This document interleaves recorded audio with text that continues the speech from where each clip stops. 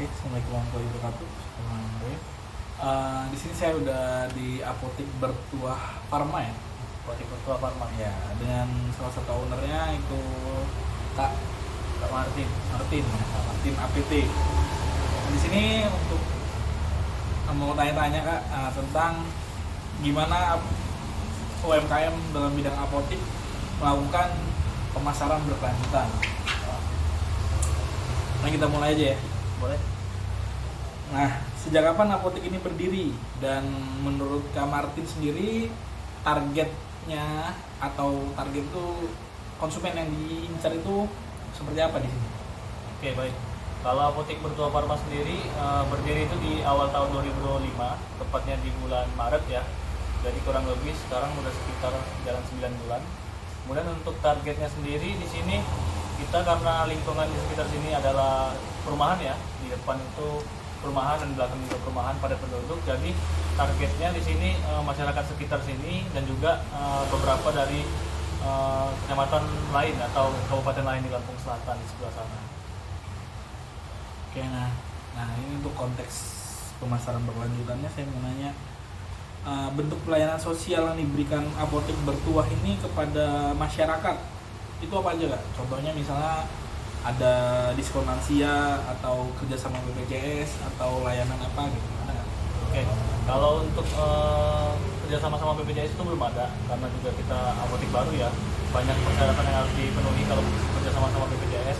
Tapi kalau untuk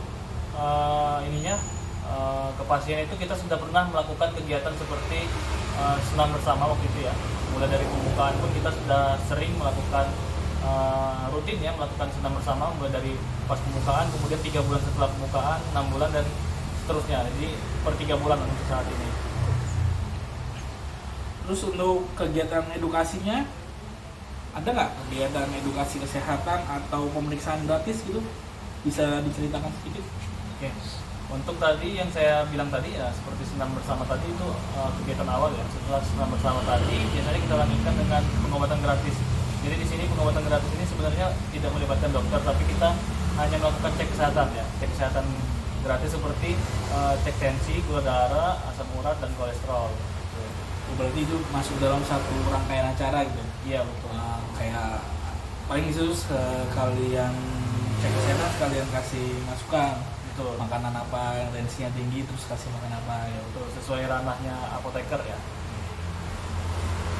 Terus saya mau nanya pengaruh nih Kak, siapa yang pihak paling berpengaruh terhadap keberlangsungan apotek ini menurut Kakak ya? Apa itu konsumennya atau tenaga kesehatan di sini itu berarti apoteker ya? Terus atau apakah distributornya, apakah pemerintahnya atau lingkungannya yang menurut Kakak yang paling berpengaruh untuk perkembangan apotek ini? Oke, sebenarnya kalau berbicara pengaruh ya sebenarnya sih semua berpengaruh ya. Tapi kalau dikatakan yang paling berpengaruh, menurut saya sih tenaga kesehatan yang di sini ya.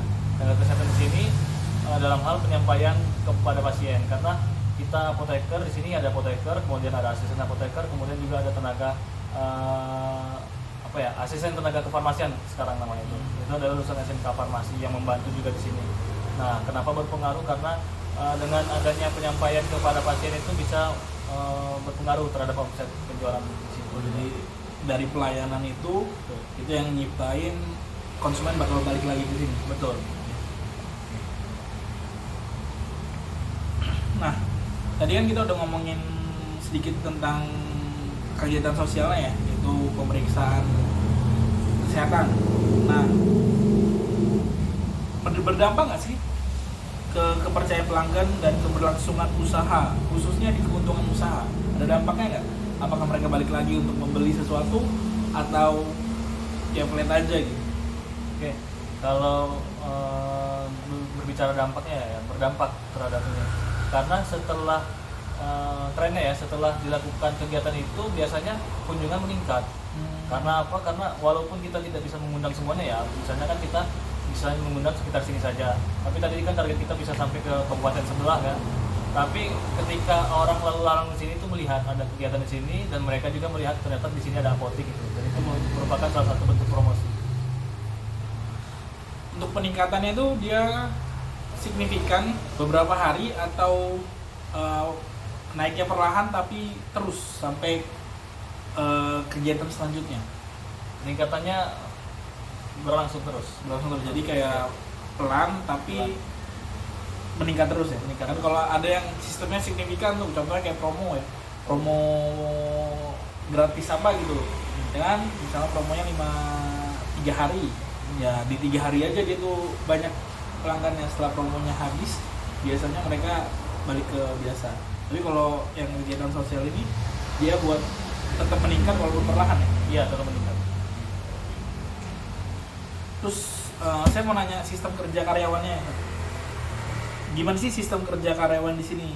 Nah, apakah mereka mendapatkan pelatihan atau perlindungan dari BPJS Ketenagakerjaan?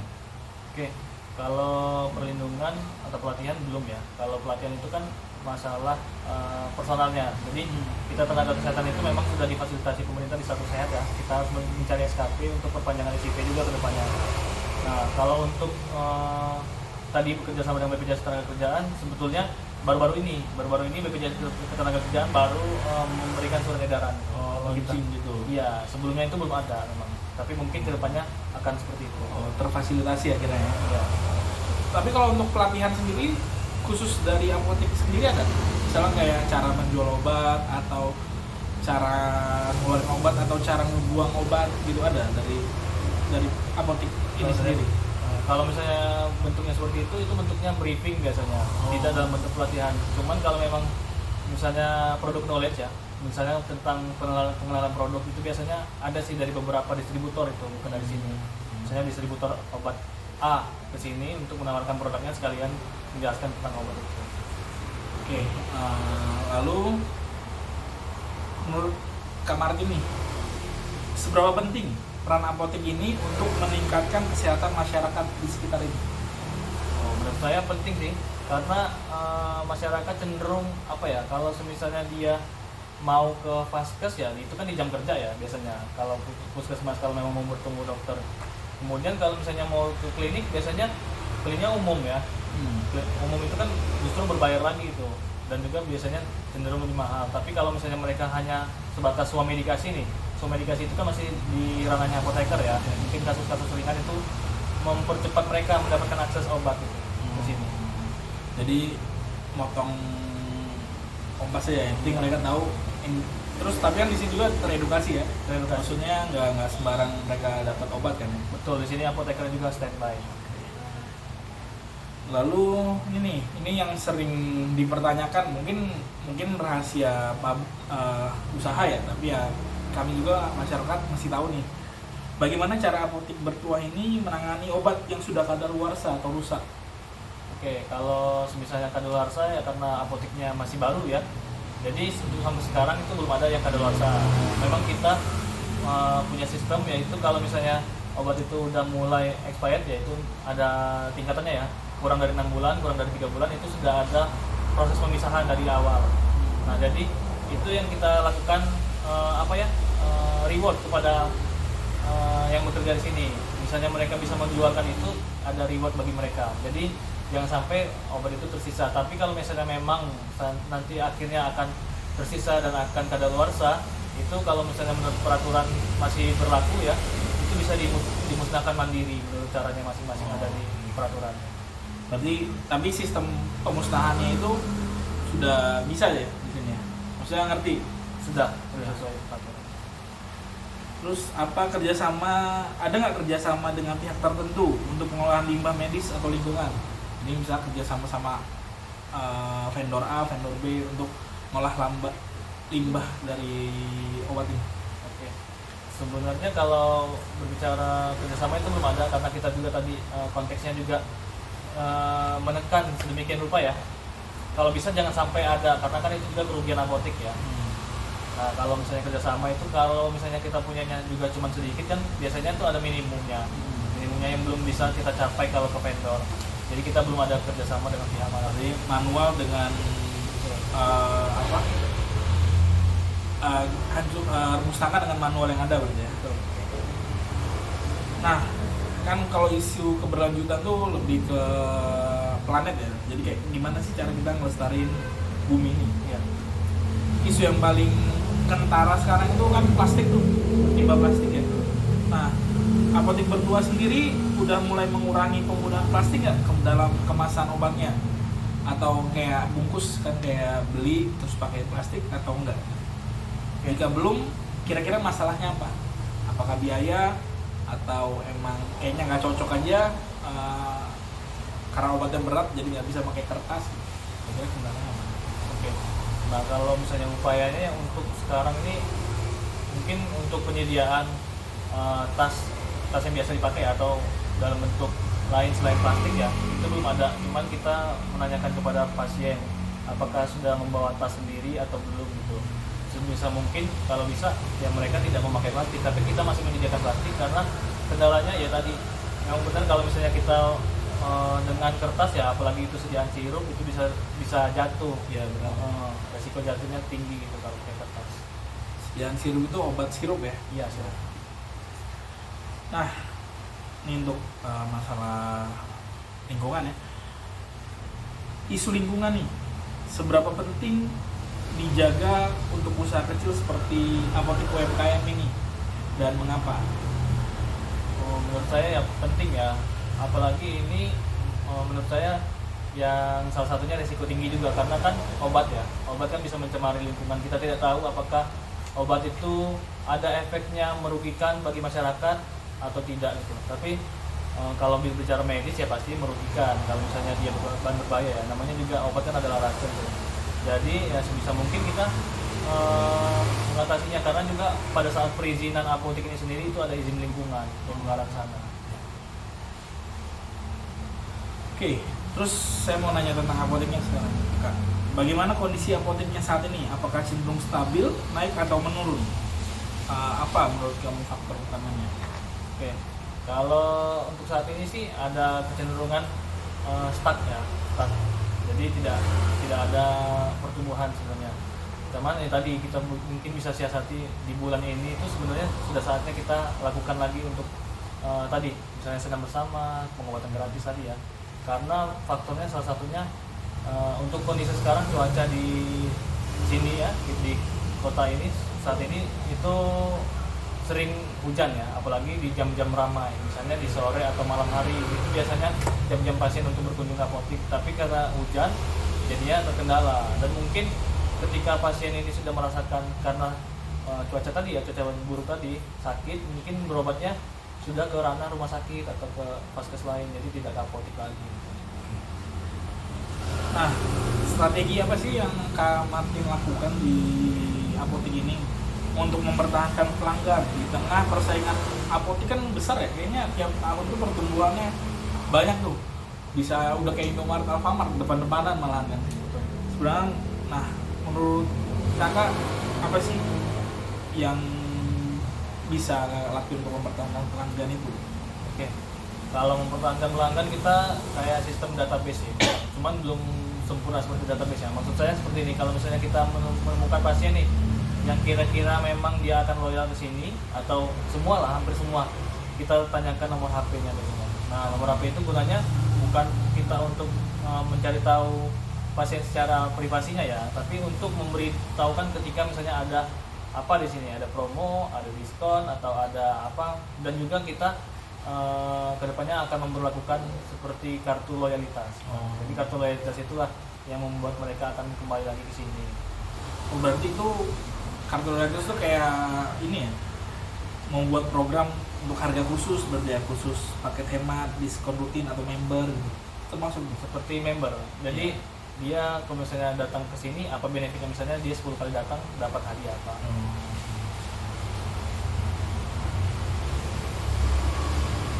Oke, nah saya kan di sini mau ngebandingin juga nih sama Apotek K24 ya. Apotek K24 itu kan unggul dalam ketersediaan obat ya. Sistemnya udah digital, terus standar pelayanan yang seragam, jadi udah ada standarnya dia. Namun apotek UMKM ya, itu yang saya lihat tuh masih memiliki keunggulan dalam kedekatan sosial. Jadi masih ada apa namanya, ikatannya lah sama masyarakat, fleksibilitas pelayanan dan hubungan emosional pada pelanggan yang nggak dimiliki si Apotek K24. Nah, kalau saya tanya nih tentang sedikit ya, kita bandingin ya. Ya. Kira-kira kalau dibandingkan dengan Apotika 24, menurut Kak Martin, perbedaan apa yang paling mencolok? Bisa dilihat dari 3 sisi ya. Pilih aja salah satu, kecepatan pelayanannya, ketersediaan obat, atau penggunaan teknologi seperti aplikasi, sistem stok, atau layanan online. Kira-kira mana tuh yang paling timpang antara Apotek 2 ini sama K24? Tadi 3 tadi apa ya? Kecepatan pelayanannya, ketersediaan obat, Ketersediaan ya, obat. sama penggunaan teknologi kayak aplikasi, sistem stok, atau layanan online. Sepertinya yang kita bisa unggul di kecepatan pelayanan sih. Tapi kalau ketersediaan stok itu karena mereka itu lebih ke apotek yang sudah besar ya, karena juga memiliki cabang di mana-mana, jadi mereka itu sistemnya juga terhubung satu sama lain ya. Ketika memang cabang di sini tidak ada, dia bisa mensupport cabang yang lain. Kita kan kalau misalnya kita apotek UMKM, misalnya kita sudah punya cabang, kita bisa sih mensupport. Tapi kalau kita misalnya masih sendiri, itu masih harus survive sendiri kan. Ya. Jadi kita berpengaruhnya ke kecepatan pelayanan. Nah, mungkin bisa juga kita di faktor yang ketiga tadi, teknologi tadi. Nah, kita bisa di sini juga kita sudah memakai sistem ya. Sistemnya itu sudah mencakup untuk kita stok of 6 ya. Kalau kita di sini ada namanya stok of 6, kemudian kita manajemen stok di dalam itu semua yang tidak kalah dari stok di K24 gitu. Tapi untuk ketersediaan stok mungkin kita masih kalah. Jadi titik poin kalahnya itu di apa? Di teknologi sama ketersediaan obat. Ya, di 2 poin itu ya titik kalahnya. Itu tapi kalau untuk kecepatan pelayanan masih bisa diadu lah ya. Bisa. Oke. Nah, kalau misalnya ada beberapa strategi yang saya ulik nih di Apotika 24 seperti buka 24 jam, terus aplikasi yang pakai sistem aplikasi ya, terus promonya rutin, terus sistem stok yang terjaga, atau layanan antar. Nah, kira-kira dari yang saya sebutkan tadi itu, strategi mana yang paling realistis untuk ditiru apotek bertuah ini? Yang paling realistis itu stok terjaga. Stok terjaga ya, jadi kayak ya sustainability-nya lah ya, Iya. yang menjaga ini. Supply and demand-nya. Nah, terakhir nih, rencana Kak Martin nih, rencana pengembangan apotek 3-5 tahun ke depan agar tetap bertahan dan berkelanjutan nih gimana? Kalau bertahan tuh berarti profitnya tetap terjaga ya, artinya usahanya jalan. Berkelanjutan tuh artinya untuk lingkungan tadi, terus untuk planet, untuk dunia ini, sama untuk profit itu tetap terjaga. Nah, kira-kira apa sih? Ada nggak rencana 5 atau visi 5 tahun ke depan, 3 tahun ke depan? Untuk visi 5 tahun ke depan ya, mungkin kita kedepannya akan membuat sistem yang lebih kompleks lagi ya daripada yang saat ini ya. Kemudian ketika manajemen itu stok itu sudah terjaga, kuncinya di situ pertama kali. Kalau misalnya manajemen stok itu sudah terjaga di dalam sistem, kita bisa mengurangi atau meminimalisir adanya obat-obat kadaluarsa. Dengan tidak adanya obat kadaluarsa, kita sudah pasti berdampak kan ke lingkungan ya. Jadi kita tidak mencemari lingkungan sama sekali itu ya dari sisi obat tadi. Nah, tapi mungkin kita kedepannya bisa ikut pelatihan ya, pelatihan untuk pemusnahan obat lebih lanjut ya. Kemudian kalau misalnya memang bisa bekerja sama, mungkin paling realistis itu bekerja sama dengan instansi pemerintah mungkin ya.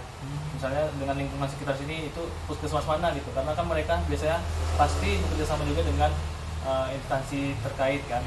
Nah, jadi dari situ juga kita bisa kita bisa melakukan sounding ke Badan POM gitu ya. Nah, ketika itu sudah terjaga untuk ke pasien tadi seperti pengurangan plastik, mungkin kita kedepannya bisa mendukung ya. Untuk pelanggan-pelanggan itu kita lakukan edukasi ya, edukasi untuk mereka itu ketika datang ke apotek itu menggunakan semacam tas ya, tas mungkin bisa kita siapkan juga di sini. Tas itu bisa juga jadi media promosi kita ya, misalnya tote bag-nya tulisannya Apotek Bertuah Pharma gitu. Jadi setiap datang ke sini mungkin ada slogannya, setiap datang ke sini jangan lupa dibawa gitu. Kedepannya begitu. Nah, mungkin itu sama kalau misalnya untuk menjaga profit ya kedepannya kita banyak yang ingin kita lakukan ya. Kedepannya kita akhirnya juga akan mengikuti apotek-apotek besar seperti K24 ya. Jadi K24 itu kan tadi mungkin yang belum bisa kita ikuti itu adalah sistem shift 24 jam ya, karena itu beresiko kalau kita di sini itu betul gitu. Kalau sosmed kita memang sudah itu, sudah itu. Nah, Kalau masalah layanan antar nanti kita bisa kerjasama juga. Oh, dengan- penjualan online-nya udah juga belum berarti. sudah beberapa. Tapi kita bisa nanti lebih maksimalkan lagi dengan seperti Halodoc atau yang lain, Gojek. Itu kan ada layanan itu ya, pesan itu. Mungkin bisa kedepannya begitu. Kemudian kita kedepannya akan menambah item obat ya. Item obat itu akan berpengaruh ya. Semakin lengkap apotek ini, semakin akan berdampak kepada masyarakat dan juga semakin bisa mendapatkan profit. Gitu sih kalau Sama itu tadi ya, member ya. member ya. Ya, Loyalitas. mungkin cukup untuk hari ini ya. Terima kasih untuk ketersediaan waktunya. Saya kira